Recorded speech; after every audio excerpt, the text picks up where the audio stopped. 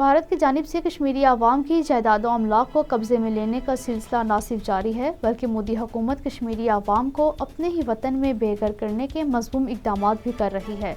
سری نگر اور سوپور میں مشتاق احمد زرگر اور باسط احمد ریشی کے مکانات ضبط کیے جا چکے ہیں۔ اس سے قبل ڈوڈا، کشتواڑ، راجوری اور پونچھ اضلاع میں کشمیری عوام کی 168 جائیدادیں ضبط کی گئی ہیں۔ کشمیری عوام کے گھروں کو مسلسل تباہ کرنے کے علاوہ انہیں ظالم قبروں میں قتل کرنا بھارتی فوجیوں کا معمول بن چکا ہے۔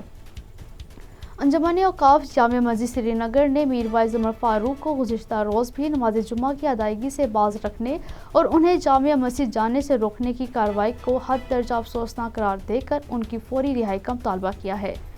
پاکستان نے انسانی حقوق کے احترام کو ترجیح دینے والی ریاستوں پر زور دیا ہے کہ وہ کشمیری عوام کے حقوق کے تحفظ کے لیے آواز اٹھائیں، کیونکہ ان کی مجرمانہ خاموشی نے بھارت کو کشمیری عوام کی اکثریت کو اقلیت میں بدلنے اور ان کا قتل عام کرنے کا حوصلہ بخشا ہے۔ پاکستانی خارجہ امور کی وزیر مملکت حنا روبانی کھر نے ویڈیو لنک کے ذریعے جنیوا میں قائم انسانی حقوق کی 47 رکنی کونسل کے 52ویں اعلیٰ سطحی اجلاس سے خطاب کرتے ہوئے کہا ہے کہ 5 اگست 2019 سے بھارت کے یک طرفہ اور غیر قانونی اقدامات انسانی حقوق کے عالمی دستور کے تقدس کی توہین، بین الاقوامی قانون اور اقوام متحدہ کی سلامتی کونسل کی قراردادوں کی ڈٹائی سے خلاف ورزی ہے۔ کشمیری عوام کو اجتماعی سزا دی جا رہی ہے، لہٰذا اہل کشمیر کو بچانے کے لیے بھارت کو لگام دینا ناگزیر ہے۔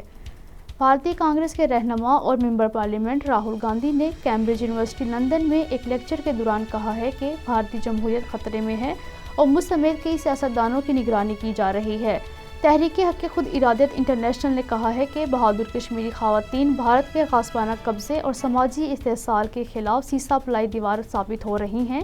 برطانیہ میں جاری ویمنز ویک کے سلسلے میں منعقدہ ایک تقریب سے خطاب کرتے ہوئے مقررین نے کہا کہ قابض بھارتی افواج حریت پسندوں کی پکڑ دھکڑ اور بہیمانہ تشدد جیسے حربوں کے باوجود جذبہ آزادی کو ختم نہیں کر سکی۔ اب کشمیری خواتین پر گھناؤنی جنسی حملے کیے جا رہے ہیں، جس کا نوٹس لینا ضروری ہے۔